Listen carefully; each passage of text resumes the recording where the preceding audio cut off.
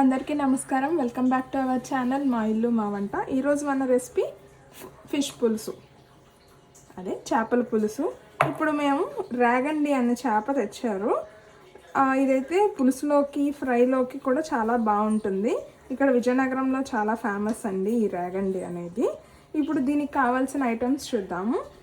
ముందుగా 2 పెద్ద సైజు ఉల్లిపాయలు 2, అలాగే 2 టమాటీలు తీసుకొని పేస్ట్ చేసుకున్నాము. అలాగే 70 గ్రాముల చింతపండు నానబెట్టుకోవాలి పులుసుకి.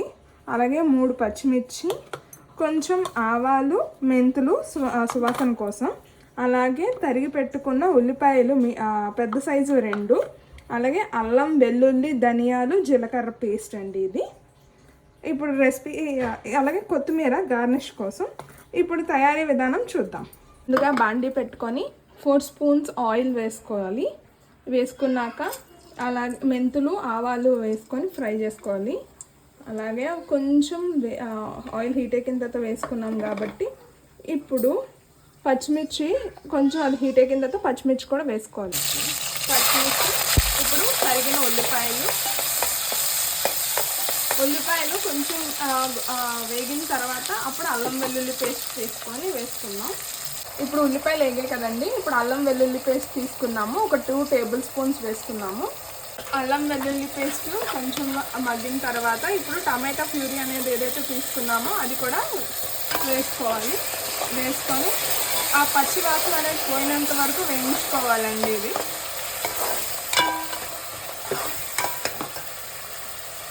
ఇది మీషోలో తీసుకున్నారండి మా అత్తయ్య గారు. ఇది స్పూన్ రెస్ట్ అండి. ఇవి 145కి తీసుకున్నారు, 2 వచ్చినాయి. ఇప్పుడైతే ఆఫర్ నడుస్తుంది కాబట్టి మేబీ అరౌండ్ 130 120 ఉండొచ్చు. ఒకసారి యూజ్ అవుతుంది. ఇది ఎలా యూజ్ చేసుకోవాలంటే, ఇప్పుడు మనం ఇవన్నీ గరిటెలు యూజ్ చేస్తున్నాం కదా, ఇవి ఇలా ప్లేస్ చేసుకోవడానికి అనేది యూజ్ అవుతుందండి. ఈ గరిటైనా పెట్టుకోవచ్చు. ఇదైతే బాగా యూజ్ఫుల్ అవుతుందని నేను మీకు చూపిస్తున్నానండి. ఇదైతే ప్రమోషన్ కాదు. ఆయిల్ ఎలా అయితే బయటకు తేలిందో ఇది బాగా ఏగిపోయింది. అలాగే పచ్చివాసన కూడా పోయి ఇవ్వండి ఆయిల్ అనేది ఎలాగ పైకి తేలుతుందో. ఇప్పుడు దీంట్లో కొంచెం పసుపు, అలాగే సాల్ట్ 2 స్పూన్స్ అనేది సాల్ట్ అనేది యాడ్ చేసుకుంటున్నాము. అలాగే ఒక స్పూన్ కారం, పెద్ద స్పూన్తో కారం తీసుకుంటున్నాము. మీకు రుచికి తగ్గట్టు మీకు స్పైసీగా కావాలంటే స్పైసీగా యాడ్ చేసుకోవచ్చు, లేదంటే మీకు ఎంత కొలతలో కావాలంటే అంత కొలతలో. 70 గ్రాముల చింతపండు తీసుకున్నాం కదా, అది ప్యూరీ తీసుకొని ఇప్పుడు వేగుతున్న దాంట్లో యాడ్ చేసుకోవాలి. ఇది బాగా మరిగిన తర్వాత అప్పుడు చేపల ముక్కలు అనేవి దీంట్లో వేసుకుంటే ముక్క అనేది బాగా ఉడికి ముక్క బ్రేక్ అవ్వకుండా ఉంటుందండి. థిక్గా ఉంది కదండి. ఇప్పుడు కొంచెం వాటర్ అనేది యాడ్ చేసుకున్నాము. బాగా ఉడుకుతుంది కదా.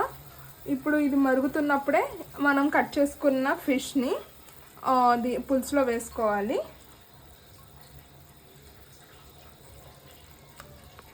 వేడి వేడి చేపల పులుసు రెడీ అయిపోయిందండి. కొత్తిమీరతో గార్నిష్ చేసుకొని వేడివేడి అన్నంతో తింటే ఇంకా చాలా బాగుంటుంది. ట్రై చేసి ఎలా ఉందో కమెంట్ చేయండి. లైక్ చేసి షేర్ చేసి సబ్స్క్రైబ్ చేయడం మాత్రం మర్చిపోకండి. Thank you.